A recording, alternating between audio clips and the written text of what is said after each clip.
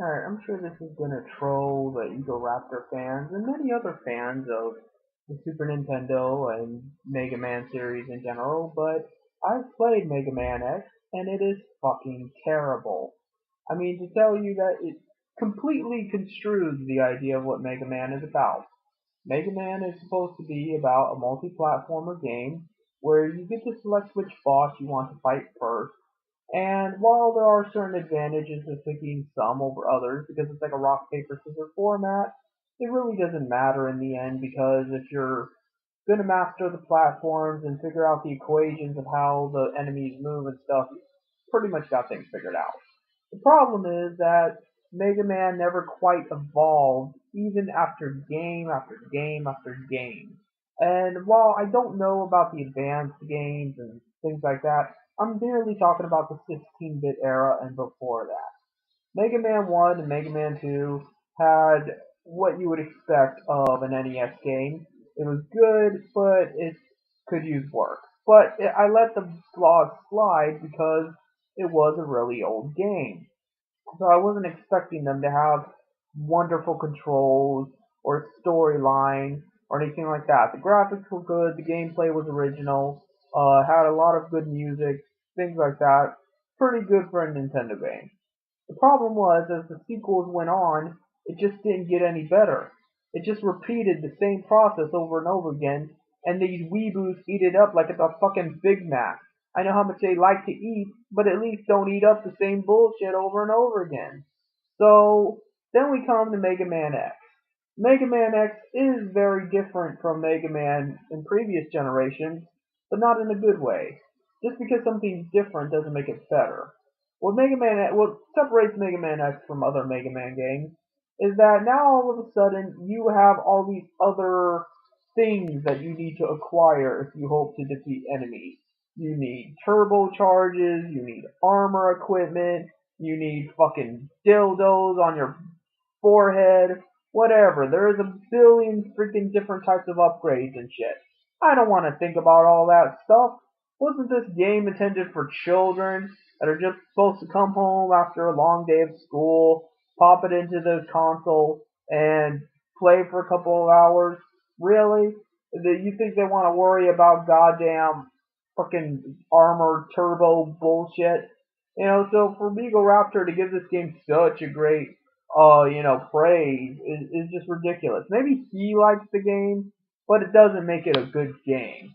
It just means that he likes the game because, well, he had nothing better to do when he was younger than fucking worry about turbo armor and shit.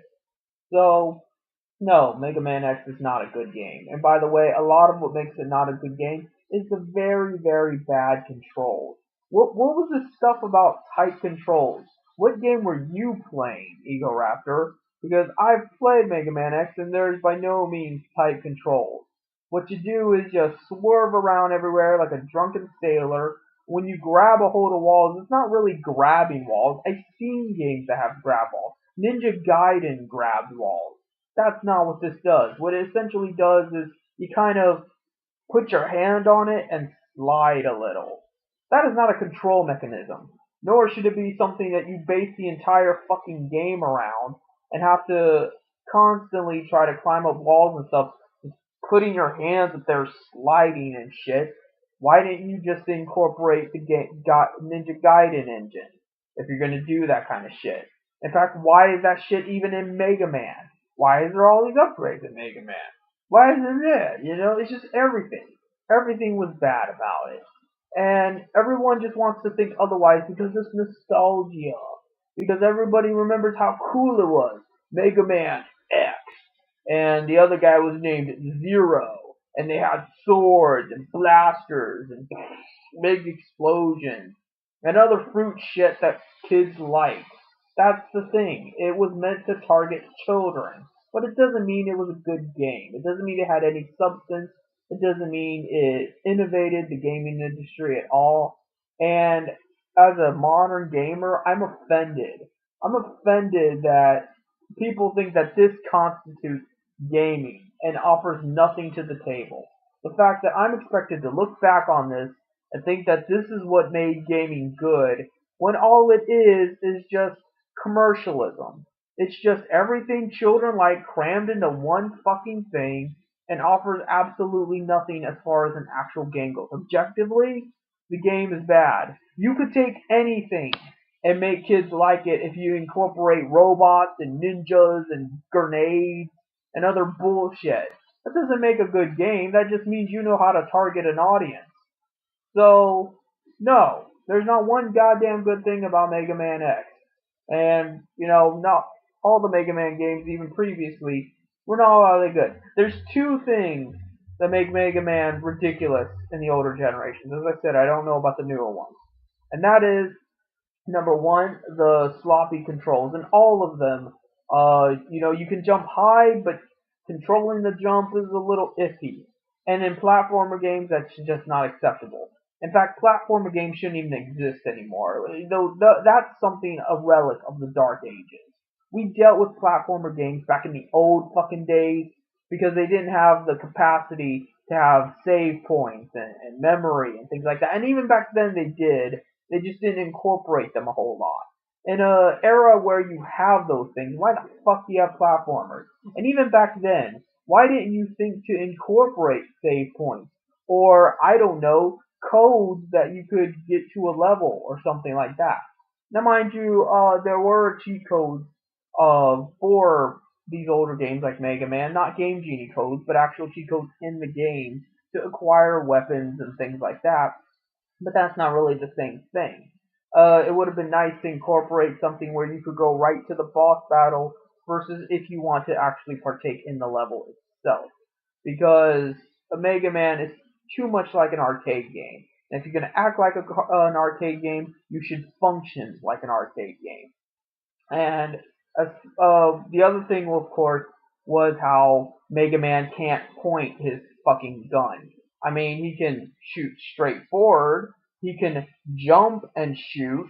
He can, when he gets his powers, he can do spinning shots and tornado shots. And fucking, a naked woman comes out of a bullet and it's just one big flaming naked woman or whatever. But he can't just, I don't know, point upward and shoot. That would solve many problems right there. Or how about ducking? That's another thing. You expect in a video game to be able to crouch down, but Mega Man can't do that. Mega Man can fucking has a nuclear bomb attached to his arm with all kinds of versatile forms of magnum control, but meanwhile he can't do simple things like crouch or point upward. But that could be said of any game where, knee-high fences and things like that. But that's the kind of thing that bugs me, and that's the kind of thing that gamers always seem to overlook. They always want to pretend like their game is so perfect and so lovable and, oh, there's nothing absolutely wrong with it. And if anybody has anything to say about it, it's just because they suck at gaming. Yes, because I've never played a video game before in my life. I don't even know what a video game is. Do you eat it? Do you put it on your dick? No. The fact is, your game just fucking sucks. And you need to get over it and realize that you're not 10 years old anymore, and you need to look at gaming more professionally. The fact that these bastards are making billions of dollars off of your stupidity, your acceptance of bad games, and your clinging to your childhood. The fact is, you're having to work every goddamn day of your life for minimum wage, while they make the good money, they get to live the good life, making the same goddamn shit they did 12 years ago. It's high time we started having a higher standard for gaming. So, that's really all I have to say.